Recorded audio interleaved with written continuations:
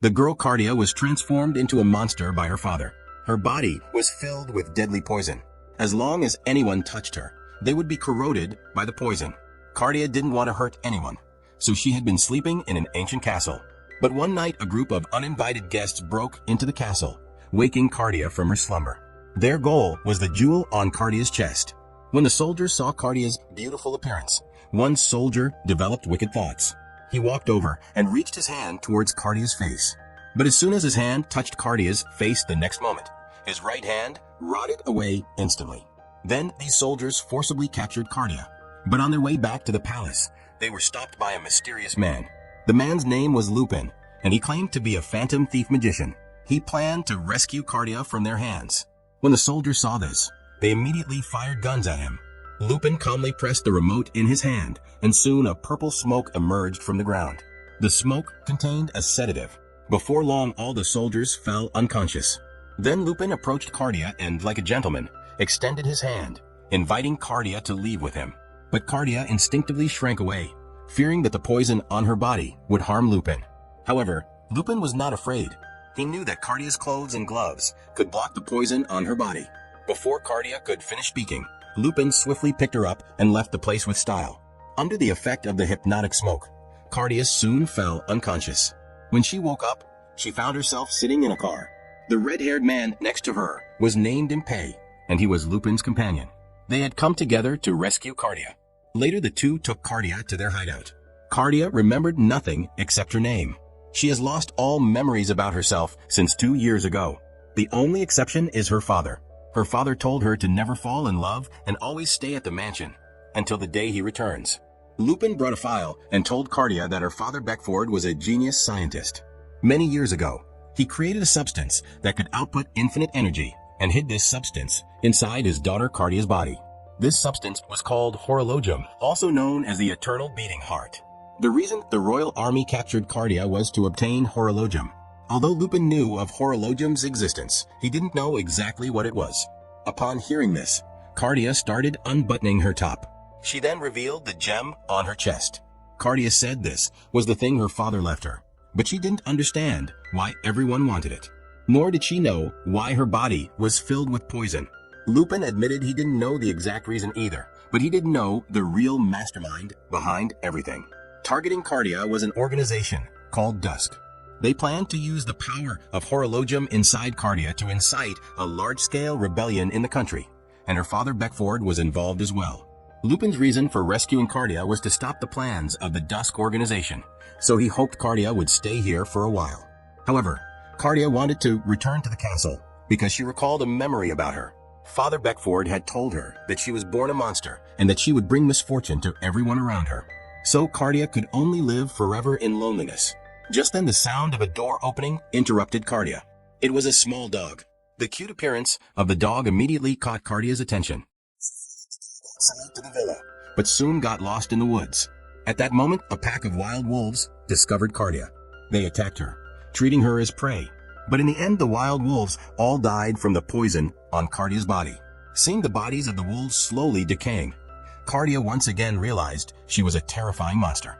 At this moment, Lupin arrived and took the dejected Cardia back to the villa. To help Cardia regain her spirits, Lupin promised that he would help her uncover all the truths. Cardia decided to stay because Lupin's words made her feel a warmth she had never experienced before.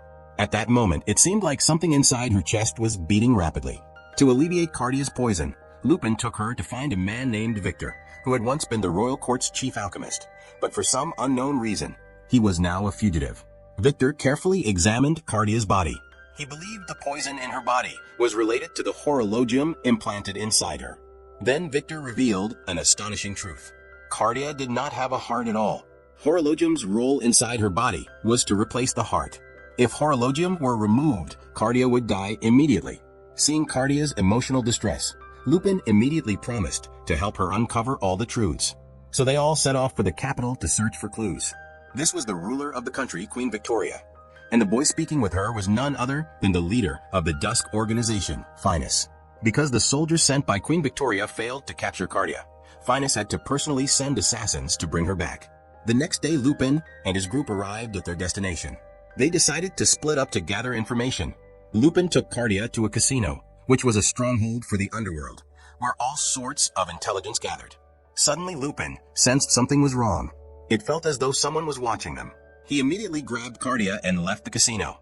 But as they ran into an alley, they were attacked by several masked men. Lupin quickly used his cards to create an illusion and escape. But they didn't get far before a man holding 2 guns suddenly appeared in front of them. The man immediately opened fire. But his target wasn't Lupin or Cardia. It was the masked men behind them. The man then demanded that Lupin hand over Cardia. When Lupin refused, the man prepared to shoot. At the critical moment, Victor arrived. Using smoke grenades as cover, Lupin managed to escape with Cardia. They quickly got into Impey's car and prepared to leave the area. But before they could go far, the man from earlier blocked their path. He shot and exploded their tire, causing the car to flip over onto the ground. The man was named Helsing.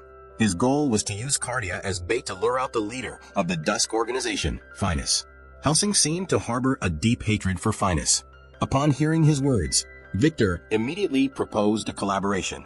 Since they shared the same goal, working together would benefit them both, making it easier to achieve their respective objectives.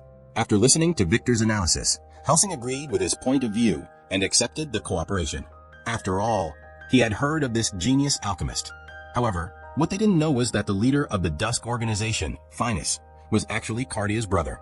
Cardia didn't understand what love was, because she didn't have a real heart. What replaced her heart was a cold, mechanical one. But Lupin believed that even though Cardia's heart was fake, it could still feel love. When this fake heart touched the warmth of love from someone else, it would beat in response. But the innocent Cardia didn't understand what Lupin was saying. She just wanted to experience that feeling. So she asked Lupin to help her. Lupin, like a true gentleman, took her hand and swore on his name that he would fulfill her wish. In order to uncover the mystery surrounding Cardia, everyone unanimously decided to capture the leader of the Dusk organization. Since Finus was the one most determined to capture Cardia, he likely knew everything about her. He intended to use the horologium inside Cardia to incite a rebellion. Lupin had gathered information that 2 weeks later, Finus would be traveling to the capital by train for a military inspection, so they immediately planned to hijack the VIP carriage he would be in 2 weeks later. Since Cardia found it difficult to move in a skirt, Victor made her a new outfit. It was made from the same material as her original skirt, and it also had the ability to block the poison from her body. After finalizing the plan, everyone decided to split up to carry out their tasks. Helsing and Victor headed to the train's engine room to take control of the train's operations. Meanwhile, Lupin and Cardia disguised themselves as staff members, boarding the train from the rear and creating chaos, drawing as many soldiers as possible toward them. They then planned to cut off the connection to the VIP carriage. At the same time, Impey had already changed the track's direction, forcing the VIP carriage, where Finus was, onto a bridge. Their plan seemed flawless, but it seemed that Finus was prepared for this. Helsing, who had planned to meet up with Lupin, was ambushed by soldiers. Meanwhile, Lupin encountered an investigator named Herlock, who had come to assist the police in capturing Lupin, the infamous thief. At that moment, the train was about to reach the newly rerouted tracks. With time running out, Lupin chose to stay behind and delay Herlock, while instructing Cardia to disconnect the train carriages. However, when Cardia climbed to the top of the train, she was confronted by Dusk Organization's assassins. Fortunately, Helsing arrived just in time, eliminating the assassins. Cardia then successfully reached the junction between the 2 carriages and detonated the connector, redirecting the train onto their intended path. Meanwhile, Lupin, seeing that Cardia had successfully completed the task, immediately jumped off the train and escaped with Impey's help. However, their plan ultimately failed. It turned out the enemy had already known their intentions, and they even destroyed the entire bridge. It was revealed that the intelligence Lupin had gathered was actually a trap deliberately set by Finus. As soon as Cardia and Helsing arrived at the VIP carriage, Cardia was captured by the ambushers, lying in wait. Finus's true goal was to meet Cardia, for they were siblings, both inheriting a certain will from their father. Finus's words left Cardia confused and lost. He then claimed he would reveal all of Cardia's secrets to her and asked her to come with him. Just then Lupin blasted open the compartment of the train they were in and shouted Cardia's name. Cardia instantly snapped out of her trance, leaping toward Lupin. Finus tried to stop her, but it was too late. Helsing also took the opportunity to escape. In the end, the unmanned train plunged into the canyon. However, Finus did not die, and the things he said caused an inexplicable pain in Cardia's heart. That day, Lupin found the research institute that Cardia's father had once used through the manuscript he left behind. They were shocked by what they discovered here. The hall was filled with containers, and inside these containers were nothing but artificial humans. Upon seeing this, Cardia's mind fell into chaos.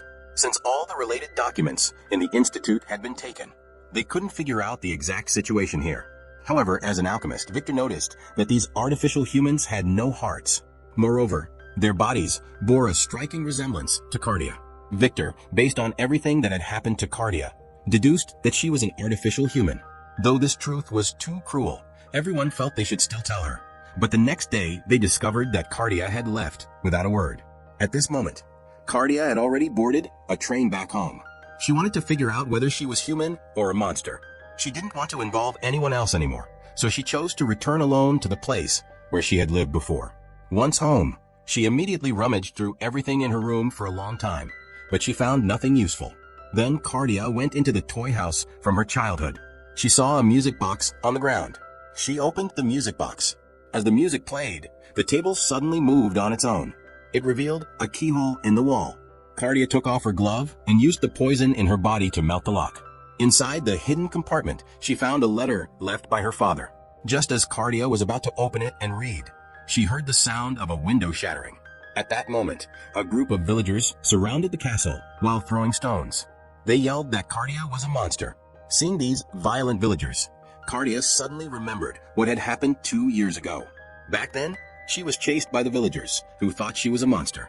While escaping, she met a woman named Elaine. Elaine hid the injured Cardia in her home. After that, Cardia spent some happy days with Elaine and her daughter. Until one night the villagers discovered that Elaine had been sheltering Cardia. They quickly surrounded her house. Under the priest's manipulation, the villagers had lost their minds. They blamed the drought and the diseases in the village on Cardia. They said she was the demon who brought disaster to the village. When the priest saw that Elaine refused to hand over Cardia, he incited the villagers to act by force. During the chaos, one of the villagers pulled off Cardia's glove. Then this villager grabbed her hand. But the next moment, the villager's whole body began to melt frightened. The villagers immediately locked Elaine and Cardia in a cave. Due to the lack of oxygen in the cave, Elaine gradually had difficulty breathing. Cardia tried to use the poison in her body to melt the rocks and escape, but it was already too late. In the end, Elaine died in front of her due to lack of oxygen. The next day, Elaine's daughter, with the villagers' help, opened the cave. When she saw her mother's body, she cried bitterly. At that moment, she also believed that Cardia was a monster, that it was her who caused her mother's death. The little girl's words deeply hurt Cardia. This event had a heavy impact on her. Since then, she had been in a deep sleep in the old castle. She never dared to come out again. She feared that someone might die because of her again. But just then the villagers interrupted Cardia's memories. The priest once again manipulated the villagers. He blamed the recent disasters in the village on Cardia. He even mentioned that Elaine had died because of her. 2 years ago, Elaine's daughter was watching Cardia from the crowd. At this moment, Cardia couldn't bear to face the little girl. The priest told the villagers that if they killed Cardia, they would receive the blessings of the gods, and all the disasters would naturally be resolved. At that moment, Lupin arrived just in time to save Cardia. Lupin angrily rebuked the priest's words and the villagers' foolishness. Lupin scolded the villagers, saying that they never thought about how to solve their problems, but instead blamed everything on an innocent girl. He felt that they were the real monsters. After rescuing Cardia from the villagers, Lupin told her the truth, that she was an artificial human. Cardia felt uneasy upon learning that she was an artificial human, but Lupin firmly told her that whether she was human or a monster to him, she was just an ordinary girl.